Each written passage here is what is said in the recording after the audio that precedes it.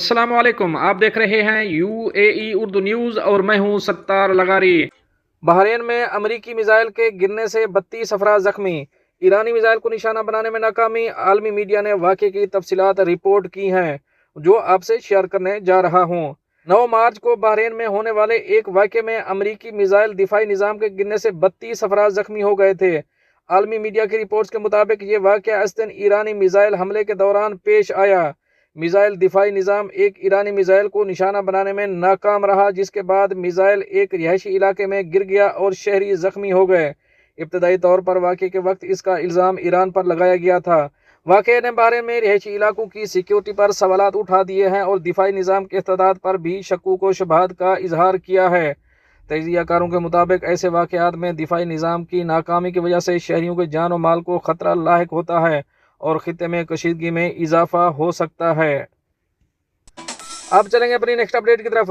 देमोना जोहरी मरकज पर हमले के बाद इसराइल में अवामी गुस्सा। खातून का वजीर बेन गोयर के सामने शदीद एहतजाज। तुम नाजी हो के नारे हुकूमत पर शहरियों को ना बचाने का इल्ज़ाम। अब इस खबर की तफसील।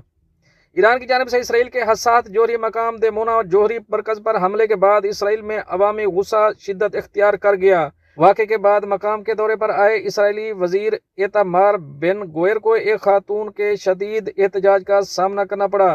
खातून ने गुस्से में इन्हें मुखातिब करते हुए कहा, तुम नाजी हो, तुम मौत लेकर आए हो, तुम्हें शहरियों की हलाकत की कोई परवाह नहीं है।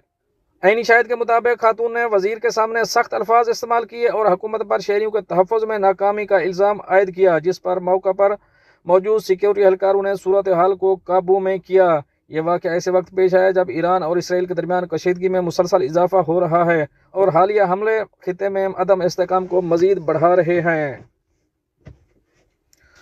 दोस्तों, ये तो थी एक अहम अपडेट। आप दोस्तों शेयर करिए। मिलते हैं नेक्स्ट अपडेट के साथ नेक्स्ट वीडियो में। तब तक के लिए अल्लाह हाफिज़।